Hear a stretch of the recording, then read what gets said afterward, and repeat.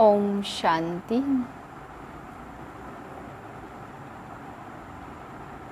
अपनी शुभ वृत्ति से वायुमंडल को शक्तिशाली बनाने वाली मैं मनसा शक्ति संपन्न आत्मा हूँ। मनसा द्वारा सर्व शक्तियों का वाइब्रेशन फैला रही हूँ। मुझ आत्मा से शुद्ध सफ़ेद किरणें फैल रही हैं।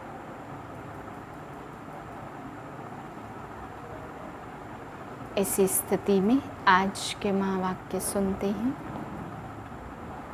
1/9/2022 के महावाक्य हैं। मीठे बच्चे, अभी तुम ब्राह्मणों को देवताओं से भी जास्ती रॉयल्टी से चलना है, क्योंकि तुम अभी निराकारी और साकारी ऊंच कुल के हो। प्रश्न है, किन बच्चों का मुखड़ा चेहरा फूल की तरह खिला हुआ रहेगा? उत्तर है, जिन्हें गुप्त खुशी होगी कि बाप से हम बेहद का वर्षा लेकर विश्व का मालिक बनते हैं। दूसरी पॉइंट, जो ज्ञान और योग से सतो प्रधान बनते जा रहे हैं, आत्मा पवित्र होती जाती है। ऐसे बच्चों का मुखड़ा फूल की तरह खुशी में खिला हुआ रहेगा। आत्मा में ताकत आती जाएगी।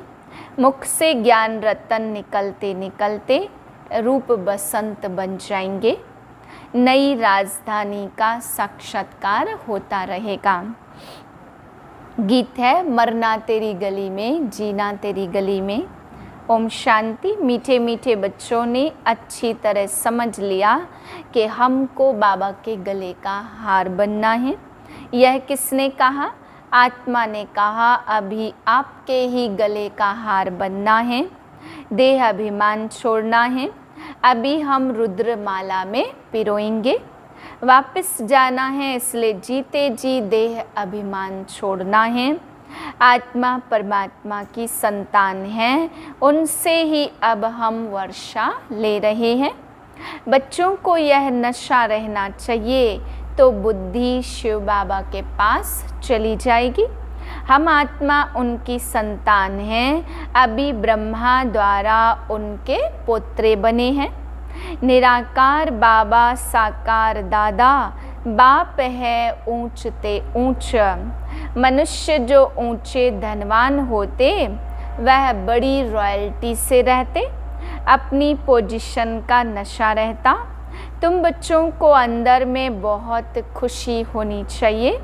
बाप की याद में रहना, यही है आत्म अभिमानी अवस्था, जिससे तुम्हारा बहुत फायदा है।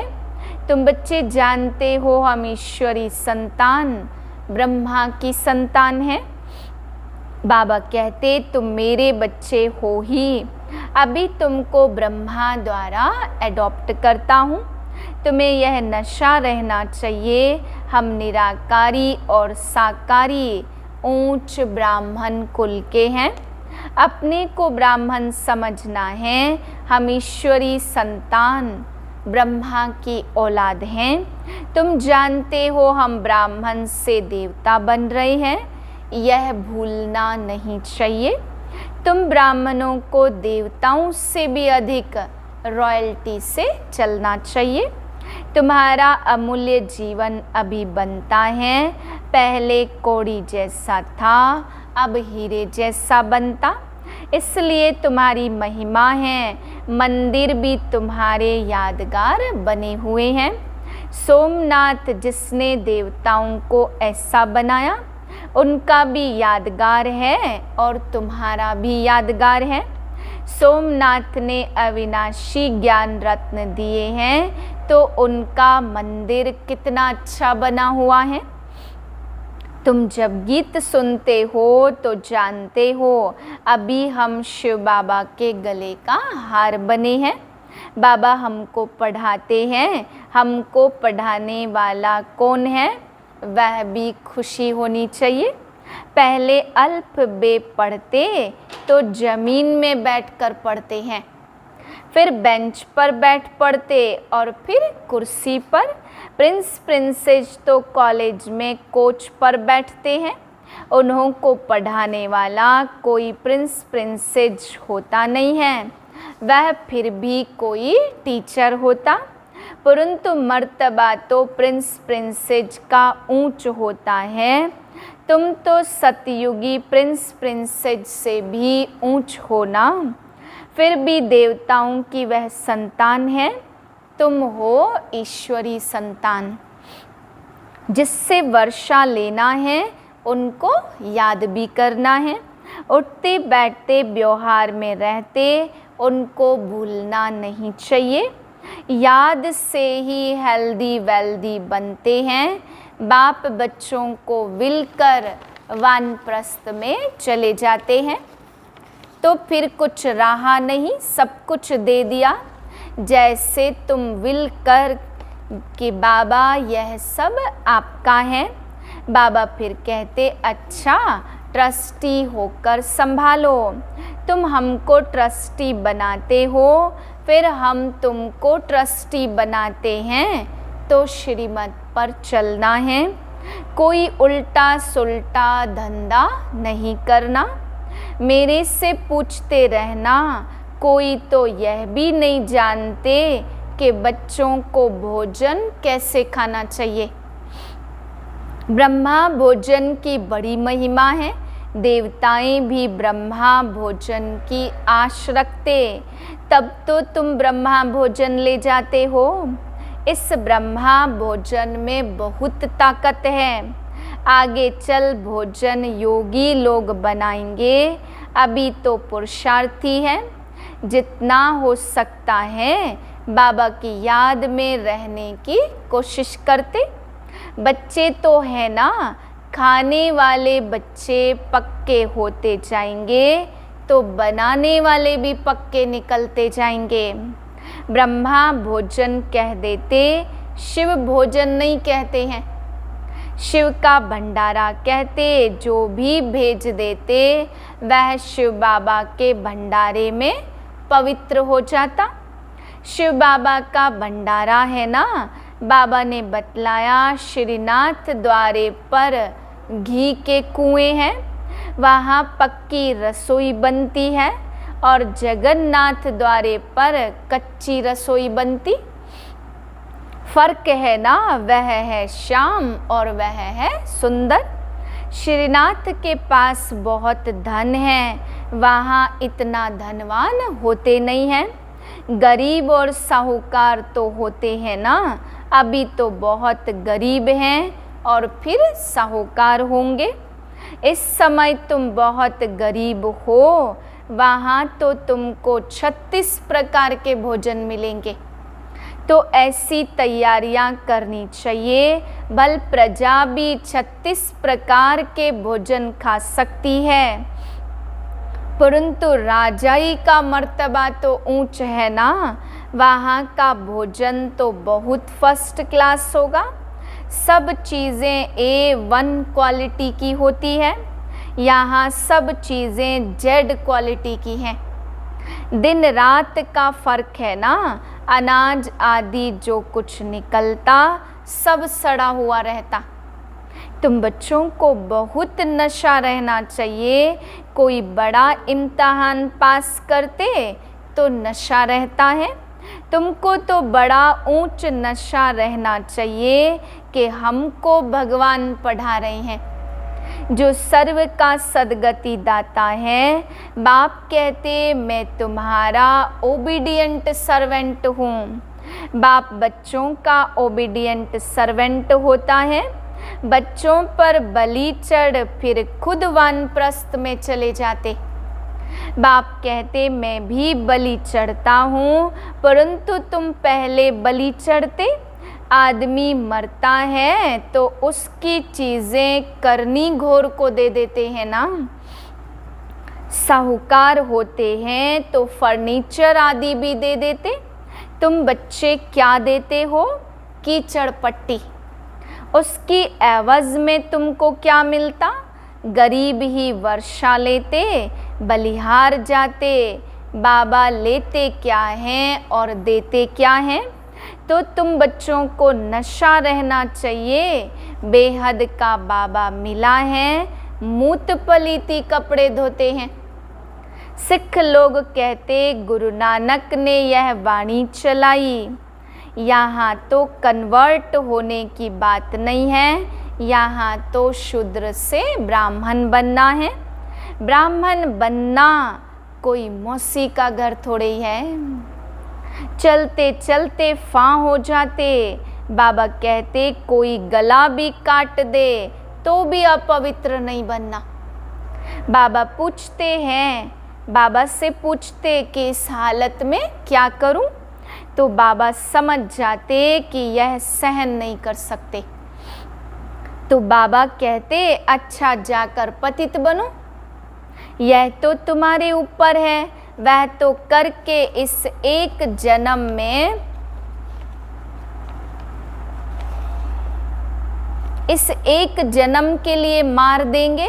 तुम तो 21 जन्मों के लिए अपना कत्ल करती हो। चलते चलते माया जोर से थप्पड़ मार देती, बॉक्सिंग है ना, एक ही घूंसे से गिरा देती है।